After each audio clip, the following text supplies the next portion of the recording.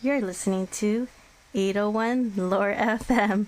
I'm your host, Intrigued Zaria, by him, and and I thought we he are was talking about Neuvillette and Wriothesley today. On the show I have with me is Mochidebbi and Owletdesu. truly, and that's kind Oh, of what made me hi. dislike him a little bit. Oh, hello! Hello. Hello, friends. Hello! Is Hello. everything working for you? Apparently everything decided to crash. Even your Oh, PNGs no. decided to crash. Oh, Oh no, no. now you have to have my Discord icon. I'm so sorry, sorry. It's like Halloweenish. I'm like, It's actually a photo of a black hole. I'm very cultured. black hole. I'm sorry. I'm sorry. I honestly thought it looks like a scary owl at night. No, it kind of does. It's a picture. The circle is a picture of a black hole, but it's obviously been edited to be an OO face. It's one of my favorite edits. Well, might as well introduce you guys to chat because for some of them they might be new to here or they might not be familiar with you guys. Even we do have an extra guest who's not usually here on 801 Laura F. I'm actually her first time being here, so I hope that Mochi's ready. Mochi. Hi. Hi. Yes. Yes, Hello. hi. Hello. Okay. All right, guys. Do we want to go from Mochi or Owlet, or who wants to introduce themselves first? But for those guys, oh wait, actually, I should introduce myself because I'm here. For those of you guys who are listening on Mochi and Owlet streams, my name is Zaria. I am a Zhangli main. I also am the lore librarian of the Lore Keepers, and I am the host of 801 Lore FM. So I turn over the introductions to our guest on the show. We'll go with Mochi. Woo. Or, Hey, do you want to go? you guys go first, you guys pick. Mochi? Okay. Okay. Yeah. Okay. Hi, I'm Moji or Debbie, whichever you prefer. I love Zhongli as much as Zaria. um, I don't know how to do introductions. They're always awkward. Zhongli is my main. I love Ayato as well. He's my second main. I do love Alhaitham. He's slowly becoming my third main, but we don't talk about that. Um, and yeah, I'm excited to see the Archon quest for this patch update. That's it. A lot of hype for that one. Oh, please. All right, hello everyone. I am Owlet or Owl or whatever variation you might want to call me, and I am a certified hater of every character that you just listed. Oh, oops. It's okay. What's going on here? No, JK. I actually love Chong-Li, but also at the same time, I wanna beat the bejesus out of him. So Oh no.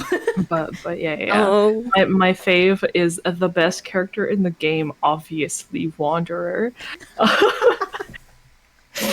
Oh man. I am part of the lore keepers with Zaria as well. Although I'm not like much of a theorist as much as just kind of like I guess character and story analysis person. But yeah, I do some dabbling in theory, and I have some water theories that I'm fond of for Fontaine, but. But yeah, that's mostly what I'm here for. So it's nice to do a little lore FM again. It's been a while. Yeah, it's been a while since we had you, and Mochi, this is your first time on the show. Welcome. yes. Thank you for Yay. having me. Clap, clap, clap, clap, clap, clap, clap, People clap. clap. So today's topic, so some of you guys might have seen on my Twitch story, and I have been out talking about it. For those of you guys who are have been following along the stream, is that we're talking about Neuvillette and Wriothesley, and they are two brand new characters that we just got this patch, but we've known about them since 4.0. So, Yep. First off, did any of you guys pull for either of them? I pulled for both. No. You pull for... Wait. I did. I pulled for both. I even went for C1, Wriothesley. No, that's fair. Yeah. I actually did the same. Did you get it? Like, is that it went 4 as in like successfully? Oh yeah. It was really Okay, good. nice. Yeah. Wallet-kun had to help me out. Oh no. That's what Wallet-kun is for. I considered both of them like very seriously actually. I really thought I was gonna go for both of them. But then like I think I started really questioning it because we got the announcement for Furina coming out the next patch, and I know that I need her. I adore her. She's my wife, my queen, my goddess. And I didn't have that many gems, and I also just don't want to swipe in general. Like I'm a Welkin BP player, so I'm spoiled by how much value that is, and I don't want to swipe. Like I haven't since like 1.4, I think, and I don't want to start now. That is Yeah. like So that's it's just good. kind of That's where good like, you know, habits. yeah, so I'm like kind of like, you know what, maybe I'll just wait for like reruns, especially since I don't have like artifacts for either of them. Like I think I've ended up over the course of this patch with maybe like a workable set for Nuvi because I have an HP like timepiece for him that's fine. But like I have no artifacts for these men. They would just be sitting there doing like negative damage. So I'm like, Oh no. you know, I'll just maybe I'll wait until their reruns and see how I feel about them then, and then we'll see how it goes. I'm actually surprised about their kits because technically they both lose HP, but they end up healing themselves. Yeah, they're Yeah. very like self-sustaining, which is very cool. I do like that. So it's kind of like, do you want to put them on the healer, but then they're gonna heal themselves, and it's like, what would make sense? Like, how do you play this character? And like, they're both catalysts. I'm like, people don't usually go for catalysts, but It's nice to No. have that consistent elemental damage, though. I know a lot of people get frustrated with the like split scaling between like physical attacks and elemental ones Yeah. sometimes. So it's like it's nice that they're actually consistently that element. it's You know, I always have my to fear. agree with the Pretty nice. not swiping. I haven't swiped since Alhaitham's first banner because he hurt me real bad. Oh no. We don't talk about those Oh pulls. no. Oh no. Can you guys Yeah, teach no, me it's- how to it's not rough. swipe? Oh, I can't show Gosh, you I that. know. I don't know, because How do you not swipe? I guess you just have to be like kind of quite picky about the characters. Because like despite the not swiping, I see my darling Wanderer on his first banner through just like saving and BP and Vulcan. But that's also wow. because like I had all of Inazuma to save through because all the characters there were high key trash. Oh. Sorry, not sorry, any Inazuma lovers. Like I pulled a couple of the characters that I liked, but I guess because I am so picky about characterization and design sometimes as well, it's a little easier to save. But I know other people like either are collectors or like they just like having new characters, so that can definitely make it a lot tougher. For me, I pulled almost a lot of the husbandos, to be honest. But when it came to like some of the characters, like okay, especially with Neuvillette, like I did lose my 50-50 with him. But like it was the lore that made me like not the FOMO. It was kind of low key FOMO, but I think it was also the lore that was kind of like I should pull. I should probably pull because that lore. Yeah. Okay, wait. We have to really talk about this lore because Neuvillette's lore was the biggest So bomb good. drop ever. Yeah, I agree. Also, it Interesting, was really interesting. funny. Zaria was like, I'm saving my guaranteed. I remember seeing her pull, Oh, and no. I was like, okay, no worries. And then next time I come into stream, she has Neuvillette. I was like, oh, okay. It was just a random tent pull. Like I don't know, my hand just moved. Oh yeah, I actually just remembered. Instead of pulling for either of these two new men, I just got myself another Venti constellation. Oh my god. Priorities. Okay, so we basically used all our guarantees at this point. Got it. I need to build up to that C6, you know. All right, definitely. Just like every single time there's a rerun, just make sure you get a con, and then you're good. By the time I tried to actually, yeah. I tried to. So he's C2 now.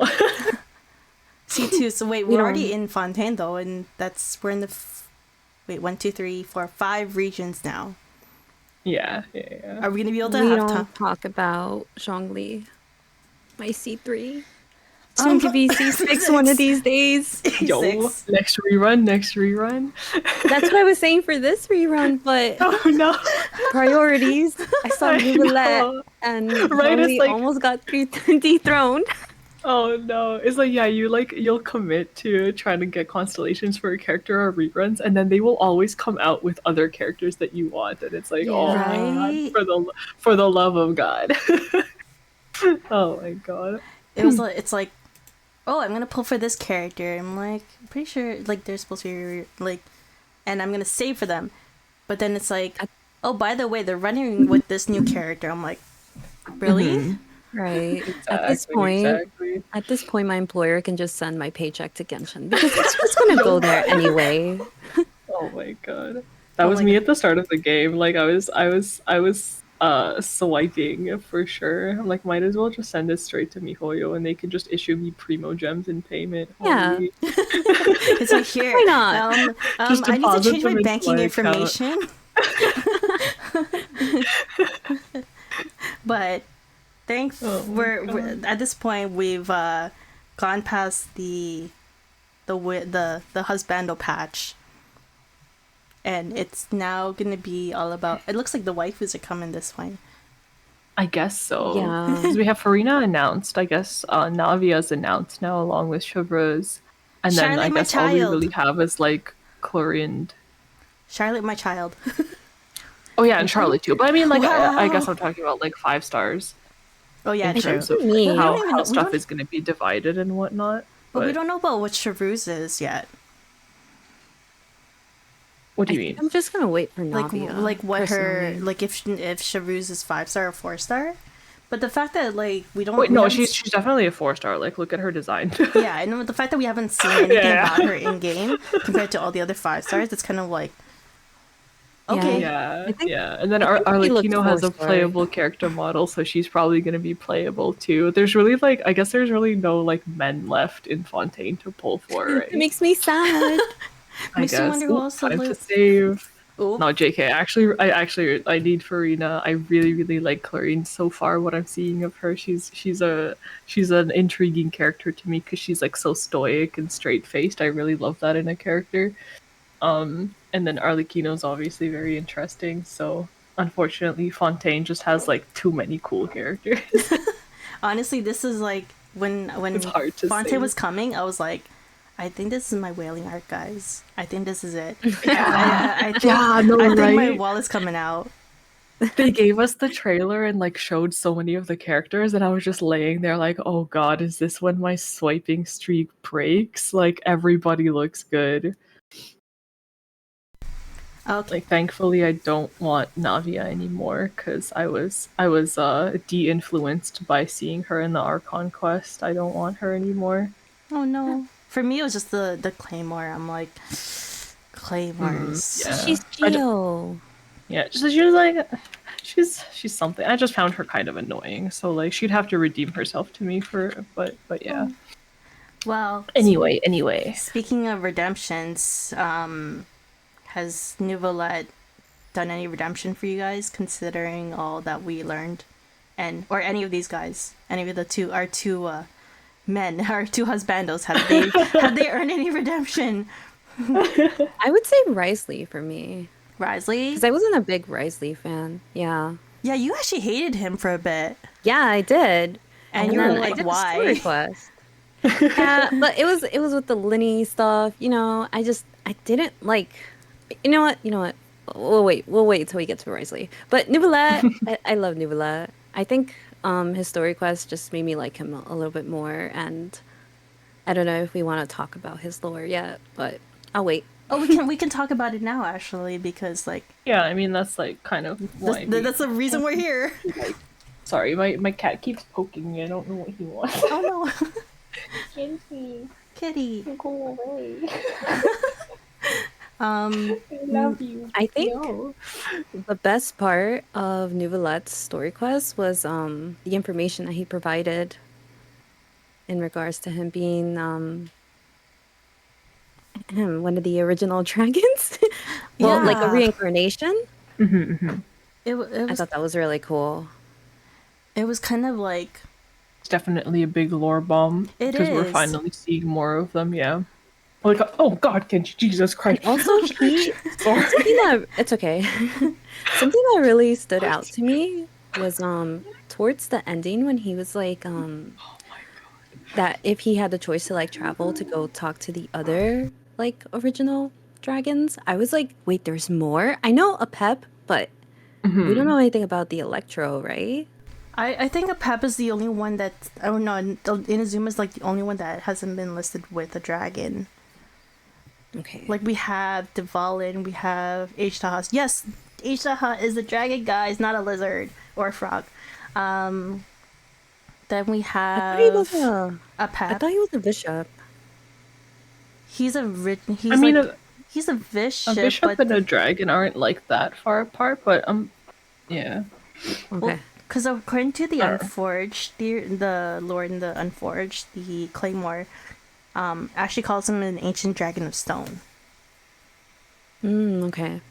So Yeah. There's, I mean, like we don't have confirmation for these things, but I guess it's kind of like it's a viable theory that they could be something related to it. Yeah, like maybe not the actual originals the way that a Pep is. Maybe they're a little bit more like Nuvi in like yeah, some sort of reincarnation or descendant sense. well, Yeah. my mod pointed out that in one of the bishops, the Bolt Eater bishop, is that it actually references to the Hydra Dragon being reincarnated as a human. Yeah. Or coming in the form of a human, I think was the correct word. Yeah, something like that. And I was kind of like, like, so how much of the originals are actually, it like they imply that technically the originals are dead, and that these are now reincarnations. But a Pep sounds like one of the originals. Right. So I think a Pep might be an original one, but I yeah, think I she guess we also just might be the don't have original. much info about the others. So speaking Honestly, of, it makes me really excited to know though oh, for this Archon like update. oh, Go on, Zuri. I'm sorry. sorry, no, it's okay, it's okay. No, I actually like I was just thinking like, since the sovereigns like they have the original powers, right? The whole like Right. the gnosis is basically a portion of it, portion of their power. Wait, oh my god, brain fart. What are your thoughts on that part? Because of like, what if, like the fact that Furina and Neuvillette are so close together, is she hanging on to it? Is she holding his gnosis hostage? Because like, basically the fact that they're so tied together, like, what is she, why is she keeping him too close, knowing that he's in the possibility that she maybe knows, because she's an Archon and like they seem to have some sort of all-knowing powers, even though Arlecchino did imply that she's not the real Archon. I feel I like mean, like Arlecchino had a theory that she might not have been, but like yeah. I that feel like wasn't resolved. she just doesn't have enough information to like declare her the Archon. I guess it's because like she doesn't see her. Like I mean, in I that guess she form like yet. she like has doubts, but also Yeah. doesn't really have anyone else to point her finger at. But also, I mean, the Archons, there's no like maybe Furina knows something, maybe she doesn't. They certainly don't have any all-knowing power or like inherent knowledge. Like a lot of, I mean, okay, Venti and Zhongli are very knowledgeable because of who they are, but the other Archons we've met are dumb as bricks and don't know a lot of things. So there's no reason to think that Furina has any sort of like knowledge about what Neuvillette is or what he might want. I think they also kinda because sense it. Farina shows a lot of like insecurities. Like I feel like she's a very like insecure person, and I feel Yeah, I that's think she's why just she like insecure in general. yeah. I think that's why she like clings on to Neuvillette because she doesn't want to like do anything like wrong per se. Because I feel like her image is like super important as to like why she likes opera. You know, so like I feel like that's why she clings to Neuvillette because sorry, Neuvillette's yeah, like been around for a while. Their relationship kind of feels like, you know, when it's like that teenage princess daughter who's like Yeah. all with like clinging to her dad, and then as soon as things goes wrong, she's like dad, and then like she doesn't want to like be without her dad, and I'm like she's like a little princess. Like even when like Arlecchino was like coming to meet Furina's just Furina. baby. She's just baby. And Neuvillette's like, oh, can you go be with her, by the way? Like, Arlecchino's gonna go meet her. Can you go be with her? Like, while I go do stuff, like big adult stuff. And I'm like, okay. God. That's so sad. I'm like, oh no. I mean, they do seem to care for each other despite his, like, jibes at her every once in a while. So, like, I don't know. Maybe this is, like, Nui's chance for some character development, because some of his voice lines about the Archons and whatever are so, like, I don't know, bland almost in their, like, blind anger towards them. So maybe Furina can be something that mellows him out. I think that would be a little bit interesting. Oh, speaking of Archons, the Neuvillette 90 out of 90 Ascension line is a whole different story. That literally breaks the game, and everyone's like, is that even supposed to be there? What is it? Can you remind me? Let me just pull it up, but it was I read their voice lines like a month and a half ago. So it was very like, what the heck? And everyone was like, should this even be released by now? Shouldn't it be released when the Archon Quest comes out? And so I'm gonna read this out loud. Oh, are they not in the game? It's in the game, but they're like saying maybe it shouldn't be released until the next patch. So for those of you guys who don't have Neuvillette, this is the voice line that Neuvillette says once you hit the last ascension.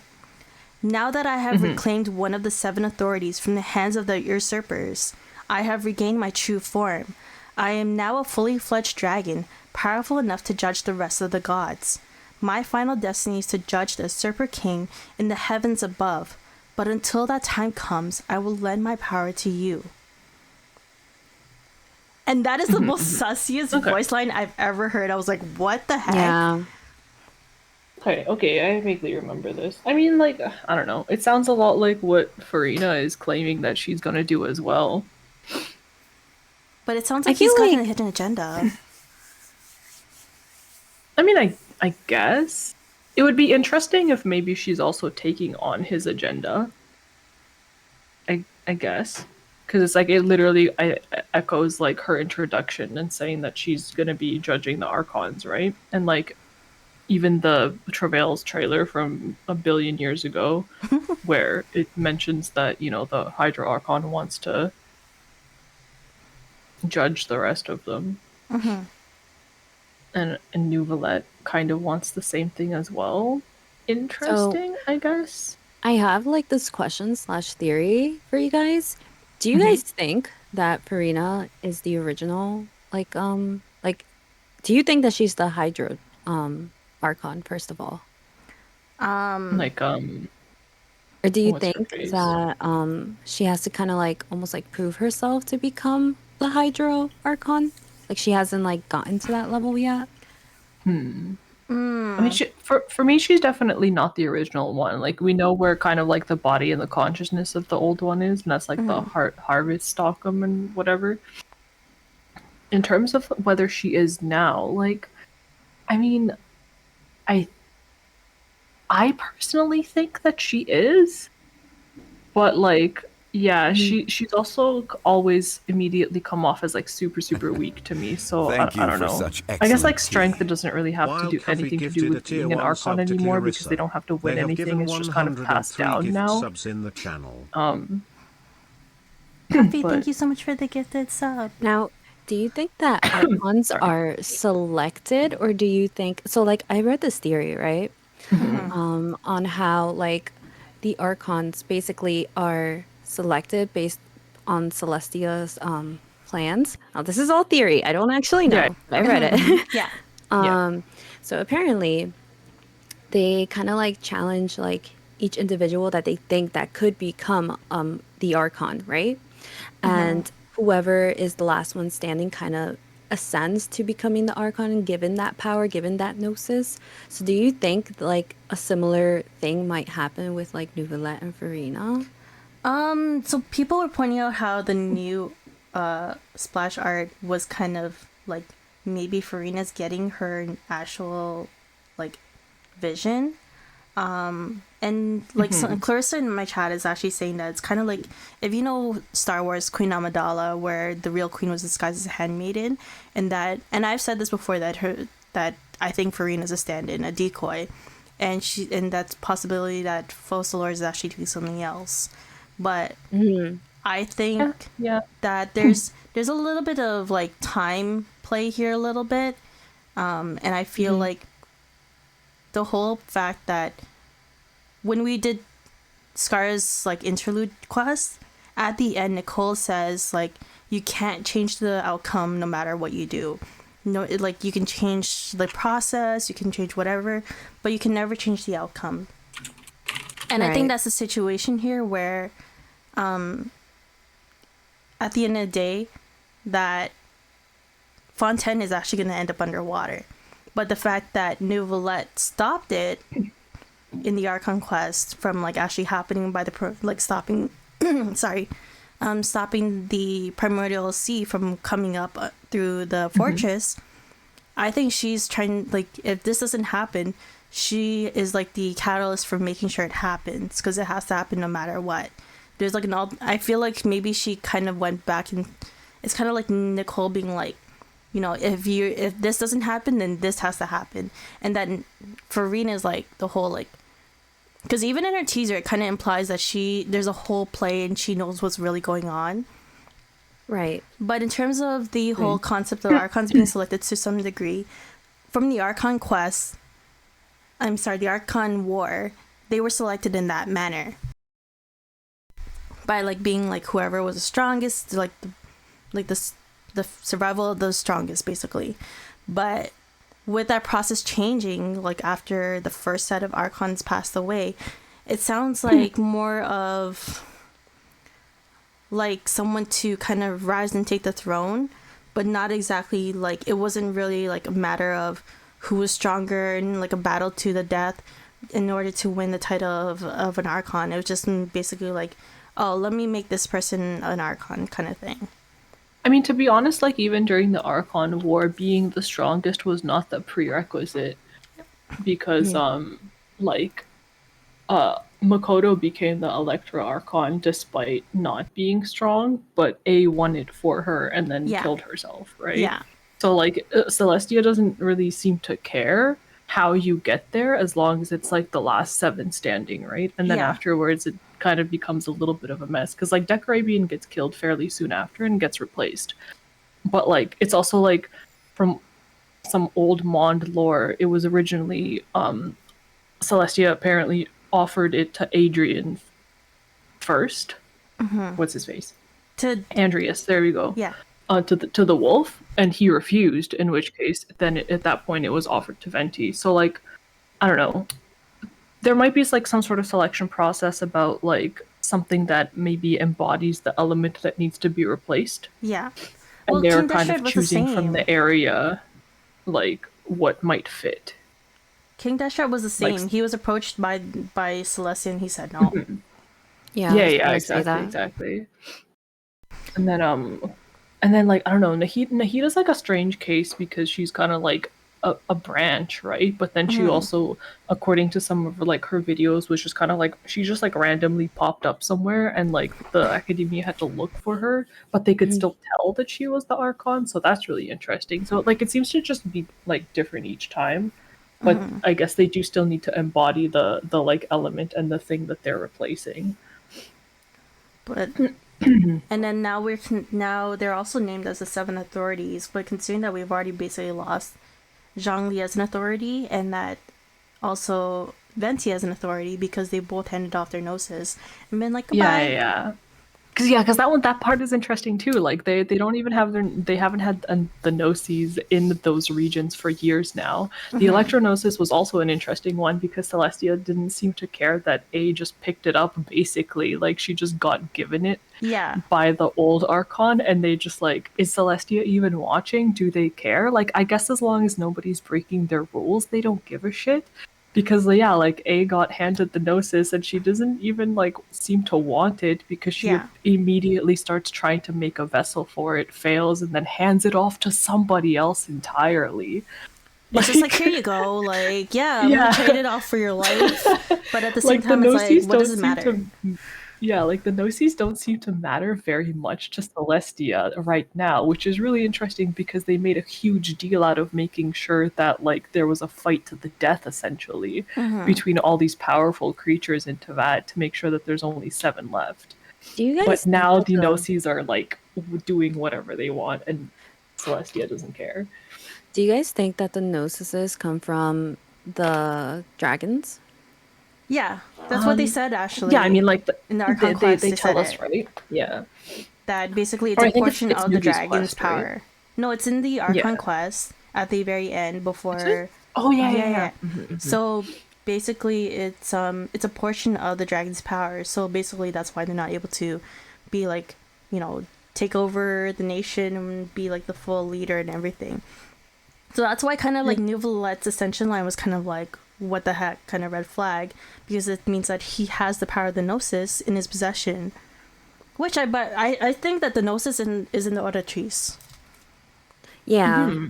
I think so too. Yeah, I think so. 3. I think what he might be referencing is not the fact that he has the Gnosis like physically now, but just the fact that like his power stems from the same source and he also has like gained it as well. Because it's kind of like a little bit parallel to maybe Zhongli's final ascension line as well, if you guys remember it, where he basically says like, oh, I didn't think that I would regain this power after losing the Gnosis, but now I'm like back.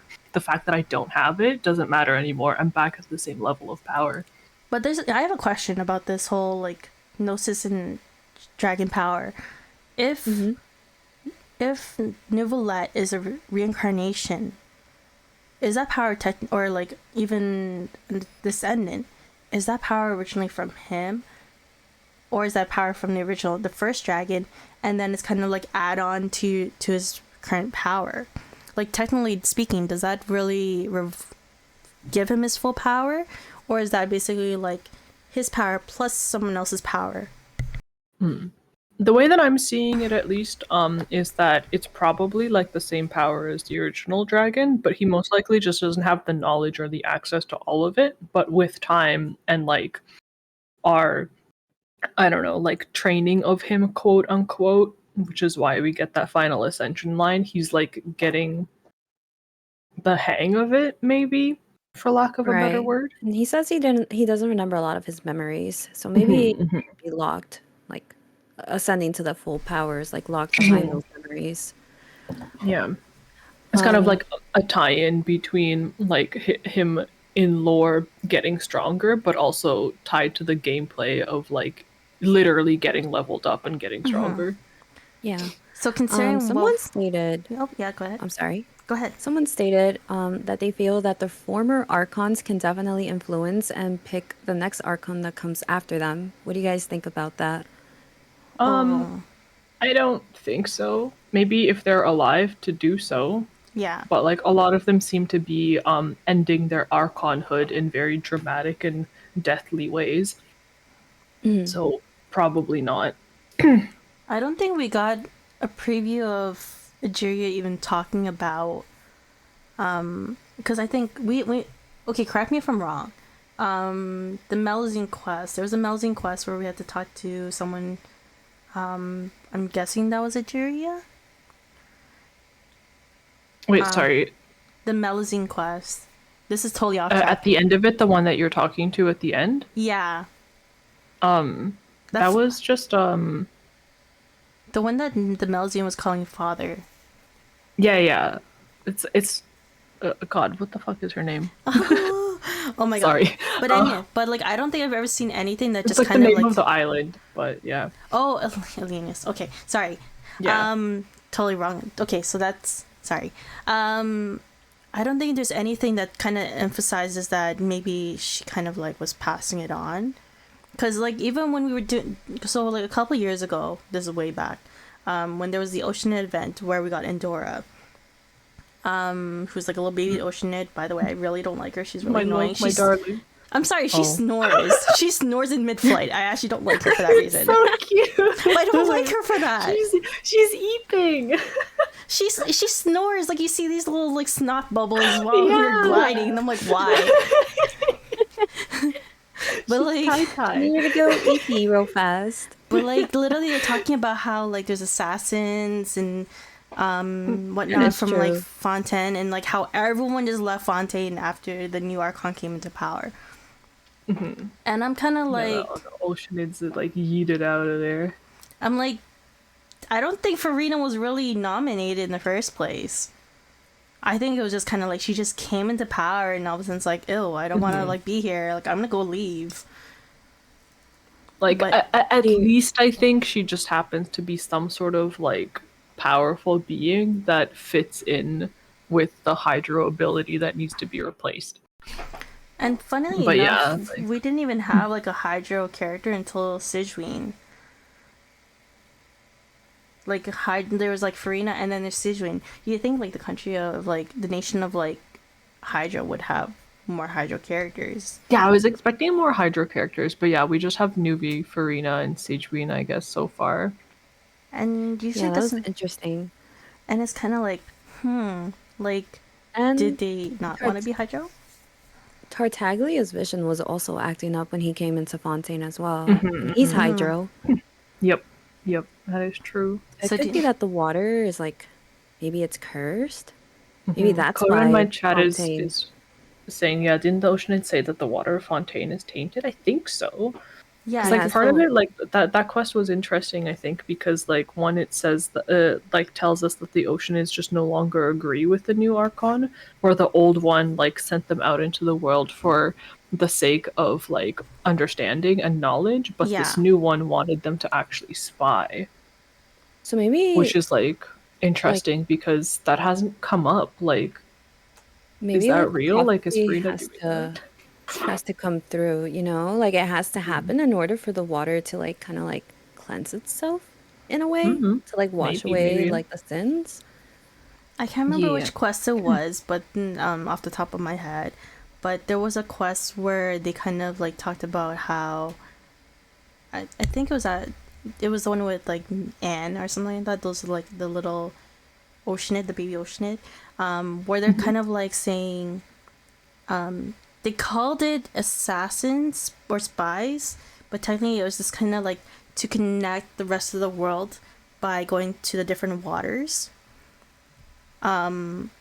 across Teyvat, like the four corners of Teyvat, basically. So it's like in a way kind of like it was kind of like a network in itself, but in a way that was Yeah. kind of like, you know, socializing, and they just happened to call it spying because that's the terminology. Yeah, like they go it's by. a little bit weird because it's kind of like it's framed as like kind of insidious, but at the same time like for a pure reason. It's very weird. I was like, Yeah, so, it's a very like odd framing of, yes, go out into the world and bring information to me, but not for shady reasons, just because I want to know. yeah, just because I want to know like what kind of world we live in, Yeah. and Yeah, like I relate to that. Like I love collecting gossip, but I don't like pass it on. I just like knowing things, you know. like here's my file folder of everything I learned while I went to the city, and no one knows that I went Exactly. Well, let's not forget Neuvillette has a voice line about the waters of the different region. there. Oh, How did he get those waters? God, if you just shut He's- up with that. I'm sorry. He's the most Jesus. talkative person in the game now. Forget Zhongli. He's now the most talkative voice line. Oh And I'm my god. When I'm setting up in like co-op or something and somebody is idling on both Zhongli and Neuvillette, I Oh want my to tear my ears out. Oh my god. Okay, but I kind of like his voice. I don't mind. His voice is It's- super nice. I do not want to hear him waxing poetic about water. He just wants you to drink some more water. That's Oh all. my god. apparently his friendship 6 line is a lot more longer. Oh my god. So I'm like, I like people used to tell Old me man, shut up. when This just fuels to the hater. when Trace like, was a fuels thing, the I hating.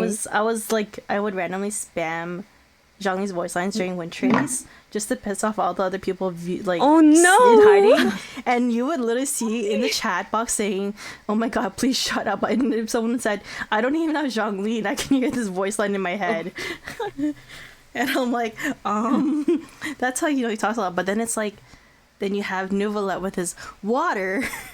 I'm like, oh I feel no. like The moment he Paulette's says just that, gonna I write a like. whole memo. I hate Neuvillette because he says water too much. Yeah, the moment he starts that voice line, if I would rip my earphone out of my head. This is why I just make them climb the wall and when I need to like step away. Yeah. Oh my god. Never idle on Nuvi, always run in circles, please, I beg. But surprisingly, Oh. he is OP, even not just like in game, but he like apparently people are saying like he's super OP. He does His kid is numbers. nice. He Yeah. definitely does numbers. But like One of my main problems with him actually is probably like his gameplay style and his animation is just goofy. oh my god, So- the memes. I'm sorry. I can't. I The like. memes are so I can't good. stand it. When I saw his animation at first, him slightly hovering off the ground with the hydro beam, I was just like, this is an unfinished animation, right? This is like an alpha animation. Well, sorry to tell you, That's the that's actually final. exactly how it is. I know, right? Like it's so goofy. That's like the worst part of it, I think. Because otherwise, oh yeah, you know, he does numbers. I kind of like this, you know, you line up the character because he's shooting in a straight line, and like it's a little different than others. But the slight float, and that's it, is like I don't know. It feels incomplete. Someone stated, I don't know, it just I think that it wasn't entirely Celestia's decision. They could have given the Dendro power to someone who wasn't actually embodied the ideals more.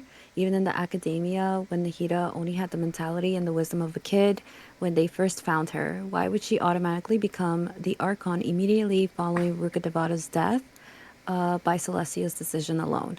Oh, so we know that the academia is pretty corrupt.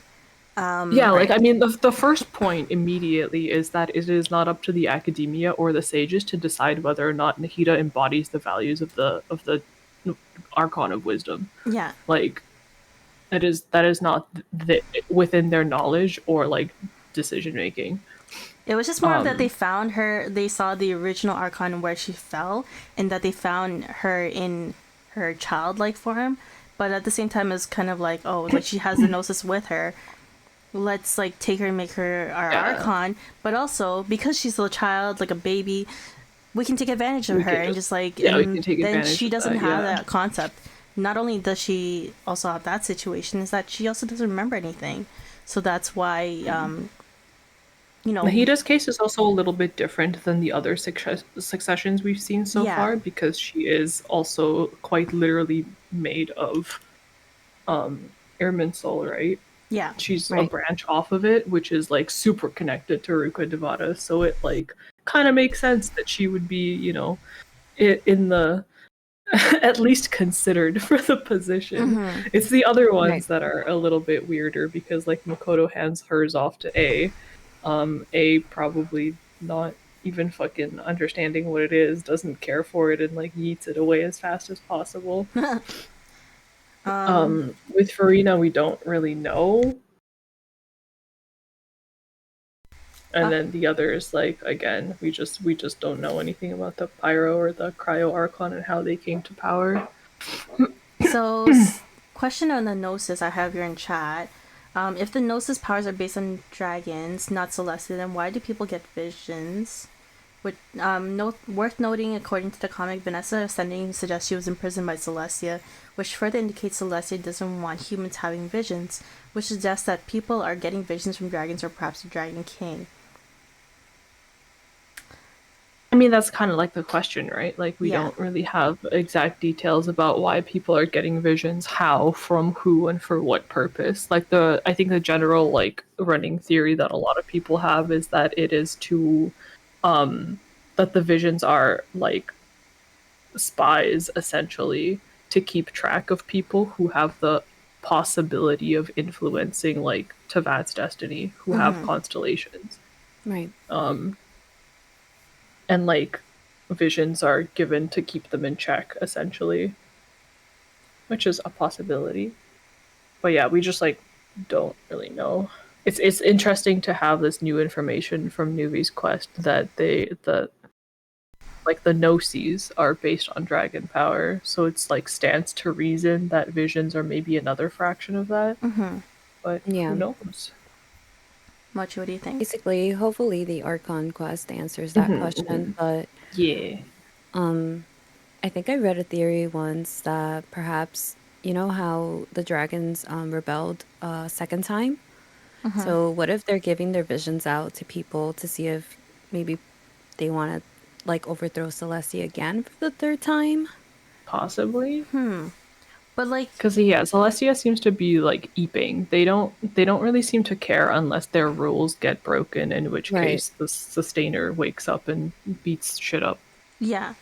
But like, okay, it's kind of like where do they draw the line? And considering that, you know, they would have said something or they would have done something, considering that you're talking about Neuvillette and Furina being in close proximity of each other. That's kind of like, you know, there's something going on here, and like, and we know that possibly that, and they're like, maybe there's a possibility that Neuvillette's trying to take his power back. But they didn't. So they he's haven't like- considered that for like 500 years. Yeah, they don't. Again, I think Celestia is just very nonchalant about it until very specifically like something bad is done. I don't think they take preventative measures. They're only reactive, I think. So speaking And of also like a preventative pep measures, is like allowed to be alive. Kind of. kind of technically. Kind of. He's alive because he doesn't have power as he used to. Well, she used to. Whatever they are. Dragon. Well, speaking on the note of Gnosis and power and Furina, what are your thoughts on what's going to happen with Neuvillette, considering what we've seen for the next patch?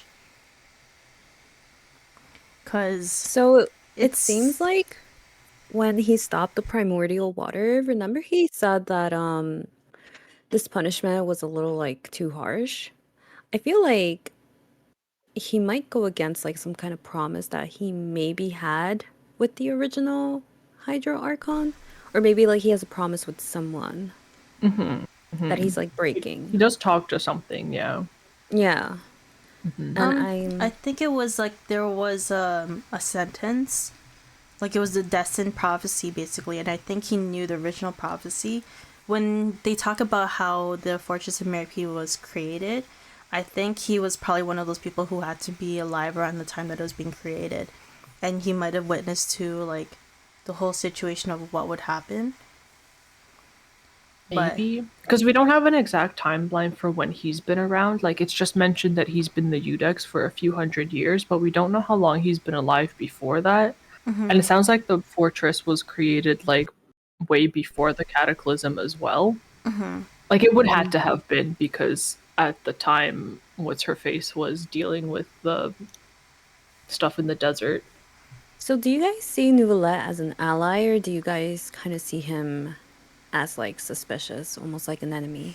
Because it's kind of like I kind of feel like I've seen him more. See him as stinky. I see suspicion. Don't be suspicious. Don't be suspicious. Like kind of like Dainsleif as well, because I used to fully believe Dainsleif, but like now I'm just kind of sussy of him. I don't know. I think this- Dainsleif is, like, fully stupid. I don't think Neuvillette is stupid. Part of me thinks that Neuvillette is playing into Furina's hands. And that Oh, he trusts a lot, but like at the same time, like he's very honest about himself. Like he hides his emotions a lot, but in his story he's very like everything affects him to a degree. Even Right. with what happened with Wriothesley, it affects him to a degree.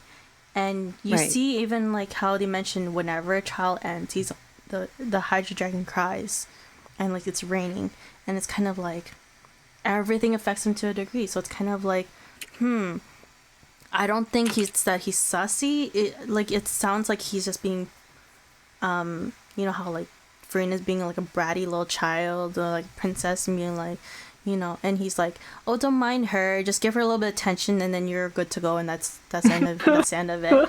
It's kind of like he's kind of attached to her. He's attached to her for like the past 500 years that they've been working together. But Like he's exasperated, but it's also like, I don't know, tired uncle vibes. like the way that she begs him to like be with her for that meeting with Arlecchino, like the way she like kind of poofs in front of him and behind the desk and like next to him, and it's kind of like he's glued to her and he's like falling into her hands, and the teaser kind of reminds me of Scar and Simba, except that I think Neuvillette doesn't have quite as terrible intention. I don't think Neuvillette has a terrible intention, but at the same time, his like ascension line kind of implies that he does. Yeah, it's a little bit like. But it's like it But makes you go, what about your daughter Furina that you raised for 500 years? And then and I think her teaser also implied when she said that she was putting on a show. So it could be that Neuvillette is playing into her hands. Yeah, because he even says like, you are a devious one, Fossilor. And I think he realized that he had been played right into her hands. Yeah. And it's like, this was meant to happen. Like, he stopped the prophecy from happening. And she's like, yeah, it's gonna happen eventually. Like, and you see her dancing in this teaser, like something's supposed to happen. Like, she knows the show is gonna happen. And even when there's like when we did the live stream, she was talking to the camera. Even when she did a teaser, she was talking to the camera. So it's kind of like... So it's almost like she's talking to us. Yeah. Mm-hmm. So she knows what's going on. She's breaking the fourth wall. So then Neuvillette has no idea that he's being part of this role. Yeah. I think that's a pretty good theory. Mm-hmm. And then it would make sense why Celestia doesn't stop in, because if they know that she's like playing him by an agenda, then why does Celestia have to step in when she has it? Like if they have a script and she's following it and everything's fine, then like I swear all the Archons have a hidden agenda. When things get off script. All the Archons have a hidden agenda, hands down. Like we always end up falling into it, and it's like some sort of, like you're saying, Outlet, like there is a script to follow, but Neuvillette went off script to stop something from happening, and she's like, no, I'm gonna put it back on script. Yeah. Like maybe there's a few variations. Like they can improvise a little bit, but as long as like the main points of each act happen, then it's fine. Because remember, like the whole like story is divided into acts as well. Mm-hmm. Right, and they have the whole like, since the start of the game, we've had the Commedia thing, which also is like, I mean, traditionally improvised, but also has a lot of very scripted sections, and like lazos that are constantly reused, because you can't just expect the actors to like constantly be able to make something up all the time. There's just a lot of like little moving pieces, kind of like chess. And it's kind of like, okay, is she like playing her own little game of chess? The little like, I'm gonna like move a little bit closer to your king, and then before you realize it, it's like, boom, checkmate. It's funny you mentioned the chess, because it makes me think back to when the Fatui trailer was dropped. Do you guys remember that? And they were playing chess. So it kind of like, I kind of like that. It like matches up. Like maybe she is playing chess and we just don't know. Mm-hmm. And even like the chess analogy like is also super scripted, because like chess has been broken down move by move. Right. Like, you know, whenever you start playing with a certain piece, there's like basically there's a set number of like viable responses that you could make. It's kind of the question is like, who are we playing chess against? Are we playing chess against Celestia, or are we playing chess against the Abyss? Oh. Because what if the Archons are, you know, in correlation with the Abyss? Like maybe they share an agenda together? Like why are they giving up their Gnosis so easily? Yeah. So it's kind of like, who are we playing chess with, you know? And the fact that Neuvillette is ready to judge the Usurper King, I'm kind of like, are we going against Celestia then? Or are we going against someone beyond that? Yeah. Also, Aliens. um, Ancient aliens meme guy. we don't know the other. We don't know the other descendants as well. Mm-hmm. Oh my god, that's kind There's of a like... lot of theories about those, but obviously all unconfirmed, so... Well, I mean, people are saying that Zhongli is also one. But also, like, speaking of Zhongli, like... Again, like, there's lots of theories, but, like, you know... By the way, Neuvillette makes fun of the Archons for wearing fake visions. Yeah, Oh, I saw yeah. that. I make fun of his whole fit. What's he gonna do about that, huh? Like, he... Get better threads, and then you can talk about Venti. Oh no! Oh no, not the thigh highs. No, not the thigh highs. Not the ugly padded shoulders, whatever he has going on. No, poor Venti. Oh my god. He's like... He got the legs for it, to be honest. Yeah. Oh my gosh. But I'm like... My favorite part of that is actually how quickly Ether flies to Venti's defense. Like, no, he's harmless. Trust. Venti definitely touch my hides a lot, Venti. though. But As it's like... being one of the oldest, I think Venti definitely Oh yeah, you no, don't know for him sure, fully. for sure. Yeah. But also he's just baby. Baby. Okay, He just drink and sing song. Like I don't think babies are supposed to drink as much as Venti. depends on where you're from. I mean, like he looks like he's a baby, but he's like, oh no, I'm more than 2,000 years old. I'm like, what? Oh yeah, no, he's Venti's really interesting. I'm looking forward to when he comes back into the main story and the lore with a vengeance, because like he knows so much, but like we can't have that revealed yet because then it ruins the whole story. Like, tell us what's But, going like... on. Why can't we find our sibling? Why can't anyone tell us about what's going on around this world? Like, honestly. But Well, we I have to deal think- with what we can. I think it's a bit of like our own protection, because whoever knows this this forbidden knowledge always ends up not being around anymore. So maybe it's for protection that we're not told until like the very So end. like I think from a storytelling perspective, it would be very terrible if we just got the answer from the people who I mean, know. you They go have use to 7 draw years it of this out. game and not have Yeah, and like just tell we us need right at off the least bat. that. We can't just have Venti and Zhongli just like get interviewed. It's Like, like, I'm here. prepared to like be 63 still on this game, waiting for the next Archon. It's like, who's gonna be the next? Okay, that means it's gonna be like, who's the next Archon after Zhongli? Who's gonna be the next Archon after Venti? Or are we just gonna lose out all the Archons at this point? Yeah, or maybe we're gonna be in a different world, not Tavat. Yeah. Or that the whole system is going to be usurped, because like again, nobody really seems to be in a rush to like replace all of the gnosis that we've stolen. Like, I mean, I guess like Oh yeah. I don't know, they either just like don't mean that much and they're just symbolic because the Archons themselves are still alive, so there's no need to replace them. Or I don't know. I mean, the Yeah, Gnosis are no longer in hopefully the possession, upcoming. so Yeah, they don't have the gnosis anymore, but they themselves, like as figures of authority, are not dead. Like I don't know if, like again, like Celestia, if they're paying attention, whether they care or not, that the people think those archons are alive. Like they are alive, so it doesn't really matter. Right. wait. But also, it really depends on how much attention they're paying. So They just give more attention to the ones who are getting the visions, really. They're just like, oh, you want, like, just random person in the street. Oh, you have a high ambition? Okay, let me give you a vision. Archons, no, they can do whatever they want. yeah. Just like how they They gave can be chilling. Wriothesley a vision, even though he has, like, he still ended up in jail. Oh boy, I can't wait to talk about Wriothesley. Okay, I really want to talk about that Man. ending. I really want to talk about that ending.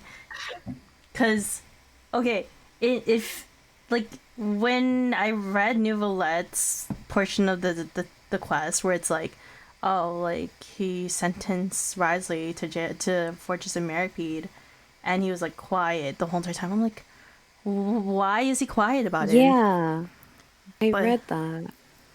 but I was. Huh? No, go on. no, I'm just kind of like, Why was he quiet? were his parents slave traders basically?